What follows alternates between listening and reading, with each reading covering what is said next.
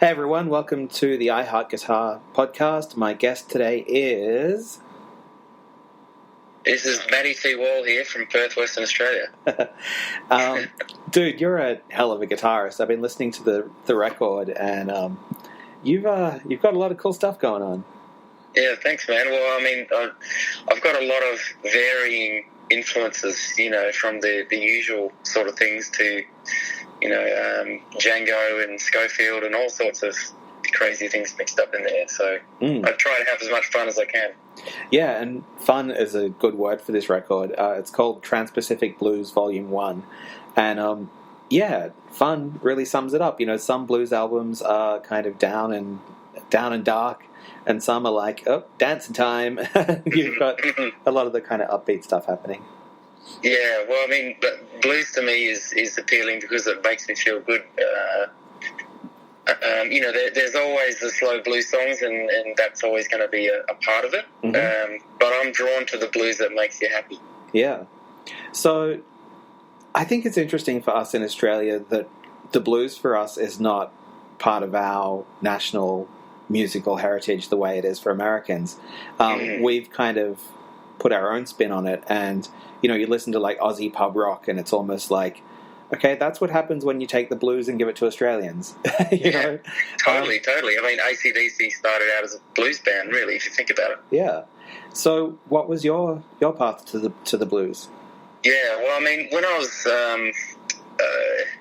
was younger, much younger, my dad would be playing a lot of Eric Clapton and Mark Knopfler sort of stuff. I started to get a bit older, and I heard Metallica coming from my brother's room, which scared the crap out of me.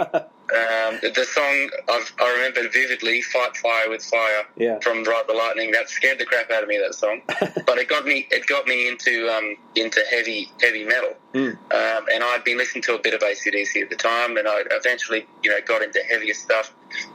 It was the era of Metallica and Pantera, you know, Sepultura. It was that sort of era. Yeah. And then Gary Moore came out with "Still Got the Blues," and that album just absolutely blew me away because it was that searing, you know, heavy guitar tone just played amazingly to these cool blues songs with these great blues artists. You know, Albert King and Albert Collins were on there, for example. You know?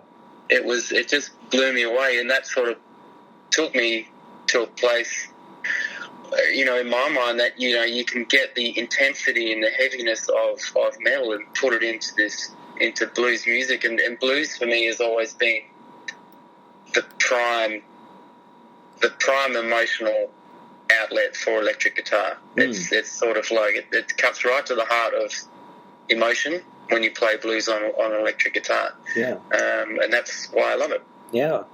So, what was your journey as a guitarist? When did you start playing? I started playing probably when I was about 11 or 12.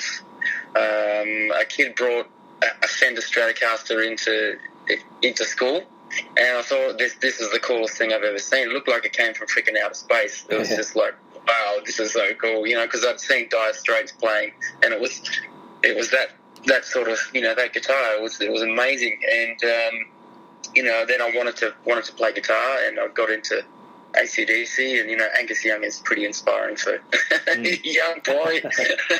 Totally. So, you know, and then through the journey of that, I was learning AC/DC, then Metallica, and then going to the blues, learning B.B. King and John Lee Hooker and Albert Collins, Robert Cray stuff, and of course Eric Clapton stuff. Yeah. And loving both styles.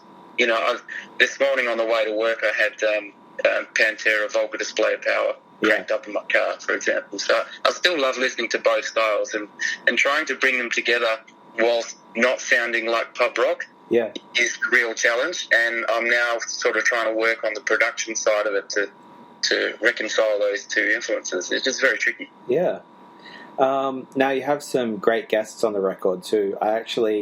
You've got Kirk Fletcher on Born Under a Bad Sign. I just interviewed him yesterday for the podcast, and he's amazing. Yeah, he mentioned doing this song. Man, what a player! Yeah, I mean the two guys on this record that really made me sweat were Eric Gowes and Kirk Fletcher. Yeah. And when I heard Kirk Fletcher's parts on Born on a Bad Sign, I was like, whoa, okay, this is serious. Yeah. Serious freaking blues. I have to really dig deep to just to keep up with the guy. He's incredible. Yeah. And Eric Gales, holy crap, that guy is good. he's my favourite. He's probably one of my favourites of all time. He's in that list for me anyway. And I just couldn't believe when, I was able to get him for the record. It was just crazy. I mean, Dave Holt was supportive from the start, being a Perth guy. He was, he's supportive of the blues scene over here. But he's been supportive, and then we managed to get Kid Ramos, the Texas gunslinger, guitar slinger, and Kirk Fletcher, and then from that,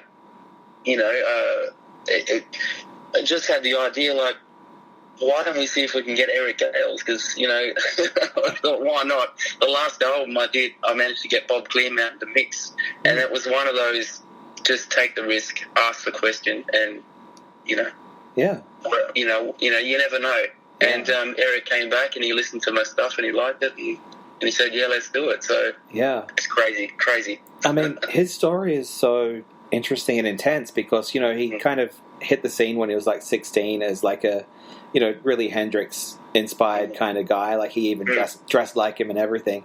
And then like, he went through like substance abuse and stuff and went through a really tough time and then emerged out the other side as this like incredibly expressive musician who like, he throws stuff in that does not come from the blues, but when he plays it against a blues backing, it's like, holy crap, that's a musical choice no one would have thought of but him. Yeah, he's incredible. The styles that he brings in, and he's got his own style. And I definitely noticed that with the artists who have been through that long journey, they tend to be comfortable in their own style and really push that style and just enjoy it. When you're younger, you sort of soaking in all these other styles from other players and just learning their bits and pieces. But as you get older, you just tend to accept that you've got a sound and just go for it with that sound. Yeah. And I think he's totally there, but he's way above so many other guitarists just because of his natural talents. Yeah. And of course, you've got Walter Trout on there as well. He was on, I think I had him on like the first episode of my podcast, like 2 or 3 years ago. Yeah, and again, that's a dude who's been through all sorts of stuff. His medical, thing a few years ago, and now it's like everyone's kind of showing him the respect that he's always deserved. Yeah, totally. And it's good to see. He's one of the big headliners in a lot of blues festivals around the world, which is great. Yeah. And he's had a long bumpy road. But his style, I really like his style. It reminds me a lot of the explosiveness of Buddy Guy. Yeah. Whereas, it's not as, say, accurate as like a Joe Bonamassa or a Malmsteen or something like that. It's just like energy. It's just like energy just thrown at the guitar, and it's just like, it grabs you. And it grabs your ears and it grabs your soul, and I love that playing. And he played his parts brilliantly on the album. Yeah. So let's talk guitar nerd stuff. What are you using? Well, really interesting with this album. I went into the studio with my 1961 SG Custom or Les Paul Custom, hoping that was going to be the guitar for the album. Now, a really unfortunate thing happened on the very first day of tracking. So I had my headphone cord stuck on something on the floor, and I pulled it, and it happened to be stuck around the feet of a guitar stand. And that guitar stand had that 1961 Gibson on it. No. And it fell face first onto a concrete floor and just snapped. Yeah, is the headstock still going? It's been repaired, but on the day, we basically had a morning to record all the tracks. So that guitar was out, and it was a horrible moment. But I brought in another guitar to show the engineer, who's another guitar player, and it was a 2014 Memphis ES335. It's called a Lemon Burst, and it's one of the only Gibsons, I think it might be the only Gibson, that comes with DiMarzio uncovered humbuckers from the factory, which is crazy. So I bought it like it could be like a collector one day, because I thought it was quite cool. So I brought that in, and so I had a backup guitar, and I plugged it in, and it ended up being one of the best guitars I've ever heard in that studio, which is crazy. It's like a serendipitous sort of moment, but it all worked out, and I've been playing that guitar ever since. It just it seems to bring it all out of me, that guitar. And, Do you think maybe that guitar wrapped the cord around the around the guitar stand? Probably. Hey, play me. The other cool thing about this record is it's the amp that I used on this record. Now, in the past, I've been playing Carol Ann's, high-end sort of boutique amps, high-end Fenders and that sort of thing. But for this one, for the whole record, I played a DV Mark solid state. Oh, cool.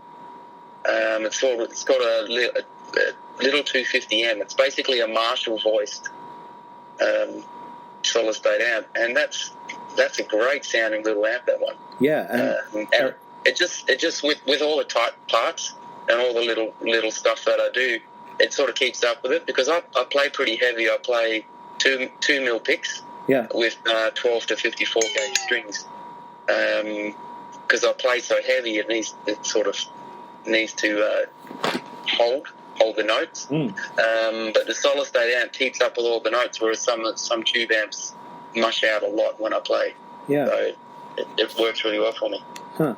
It's interesting because when you look at the players who play DV Mark, there's like Eric Gales, there's Greg Howe, there's Frank Gambale. It's all people who really have a lot of stuff going on with their phrasing. They need it to be really clear. They don't want the tone to mush up and kind of just cover mistakes and stuff. Yeah. You want it all to come out, and it does that. And with this album, I'm also playing through a combination of speakers. There's a Celestion G1265 style from WGS, and also an EV12 style from WGS, and those are two speakers are blended together to get that thick sound. Yeah, cool. What about pedals? No pedals, pretty much. Just straight in the amp. But I'm that sort of player. I like the sound of the amp and really playing the amp itself. I've tried a lot of pedals, but I can never really get into them, which is crazy, thinking that Gary Moore is the one who inspired me so much. He's well known for his governor pedal. It's funny, I was just thinking back the other day to his Heritage signature that he had for a while, which was, it had EMGs, which, when you think back to Gary Moore's sound, and it's like that classic Peter Green Les Paul. And then it's like, wait, he was using EMGs and a governor? And, wow. I do think, EMGs seem to have that broad sound of an uncovered calf pickup. In a way, not quite the same, but the dynamics are totally different, and that's what throws me with them. Like, I like them for some things, and for others, it's like, nope. And they don't bloom like PAFs do. And if you watch that, I think it's Montreux, Blues of Montreux, Gary Moore, you can see he plays the Heritage, and then he goes and picks up Stripe, and you can tell the difference straight away. You can pull the emotions and the bloom and everything out of those pickups.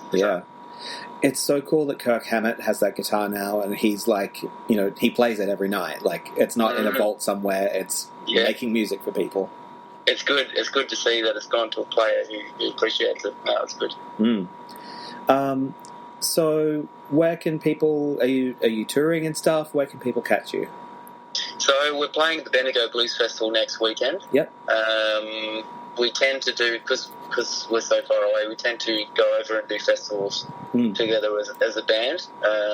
It's a little bit tricky touring at the moment. I've done a bunch of tours over the last few years, and it seems the only way forward now is probably just to do festivals. So Bendigo Blues Festival, and there'll probably be a bunch more festivals coming up next year. Get onto the Melbourne Guitar Show. Well, I did that once. When I was over there for a tour, so I'll work on that one again. Hopefully I can do that. That's a really cool event. I've done something at each of them. I played at the first one, then I've done like on stage interviews with people like Dave Leslie and Bob Spencer. I did a masterclass one year that was a lot of fun. Cool. Yeah, it's a really cool little event. Yeah, I really enjoyed it when I played it. Got to jump up and have a jam with Jeff Atchison, which was brilliant. Man. That was so much fun. Yeah, he's a beast. Yeah. Yeah. It was like playing with Jeff Beck. It's very good. Oh, man. Cool. Well, thanks so much for your time. The record's really cool. Everyone listening to this, check it out. It's called Transpacific Blues Volume 1. Where can people find you on the internets? Well, the music's everywhere where you find music, Spotify, Apple Music, or YouTube, all that sort of thing. Mm-hmm. It's also being distributed through Only Blues Music, so you can get it at JB Hi-Fi and Sanity and lots of other outlets as well. Mm-hmm. Cool. Well, thanks very much for your time, and keep shredding. No worries, thank you. Cheers. See ya.